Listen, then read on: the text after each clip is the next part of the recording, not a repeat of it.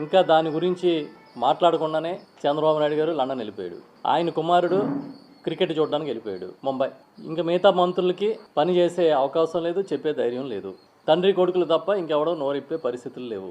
కాశీబొగ్గులో దేవాలయంలో తొక్కిసలాట జరిగి 9 మంది చనిపోయి ఒక 20 మంది పైగా గాయపడితే ఏం చేస్తారా అంటే మా నాన్న వచ్చాక ఆలోచిస్తామని లోకేష్ గారు చెప్తాడు. ఈ లేటెస్ట్ ఏంటంటే నా పొలం పోయింది, నా పొలంలో పంట పోయిందని రైతులే పేపర్లన్నీ పట్టుకెళ్ళి ఆ రైతు భరోసా కేంద్రంలోనూ సచివాలయంలో ఇవ్వాలంట.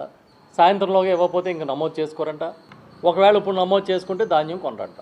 ఇలాంటి కొత్త విచిత్రమైన నిబంధనలు. పోనీ లండన్ నుంచి వచ్చాక ఏమన్నా ఆలోచిస్తారేమో అంటే అది లేదు.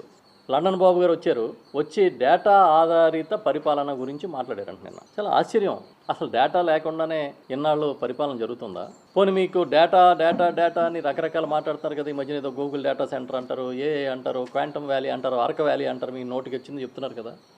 అసలు ఈ రాష్ట్రంలో తుఫాన్లో ఎంతమంది రైతులు పంట పోయిందంటే డేటా లేదు. ఎంతమంది రైతులు నష్టపోయారంటే డేటా లేదు. ఎన్ని రోడ్లు పాడైపోయినాయంటే డేటా లేదు. అసలు మీరు వచ్చినప్పటి నుంచి 16 నెలల్లో మహిళల మీద ఎన్ని అత్యాచారాలు జరిగినాయి అంటే డేటా లేదు. ఎన్ని మటలు జరిగినాయి అంటే డేటా లేదు. ఎంతమంది రైతులు ఆత్మహత్యలు చేసుకున్నారంటే డేటా లేదు. ఈ కొత్తగా ఒక పదం పట్టుకుంటాడో దాన్ని మార్కెటింగ్ చేస్తూ ఉంటారు. ఇప్పుడు ఏంటి? డేటా ఆధారిత గవర్నెన్స్ అంట. ఒక విషయం మాత్రం ఈ సందర్భంగా నేను చెప్తున్నా. స్థానిక స్వపరిపాలన, ప్రజల వద్దకు పాలన, ఇలాంటి ఒక విజన్కి, ఒక కళకి నిజమైన రూపం ఇచ్చింది ఎవరన్నా ఉంటే జగన్మోహన్ రెడ్డి గారు ముఖ్యమంత్రిగా ఉన్నప్పుడు మాత్రమే. పేపర్లో నిన్న టీవీలోను సచివాలయానికి పేరు మారుస్తున్నాము, విజన్ యూనిట్ అని పెడుతున్నాం అని చంద్రబాబు నాయుడు గారు చెప్పినట్టుగా. ఎస్, అది జగన్ విజన్ యూనిట్. ఈ దేశం మొత్తం గుర్తించిన జగన్ విజన్ యూనిట్ అది.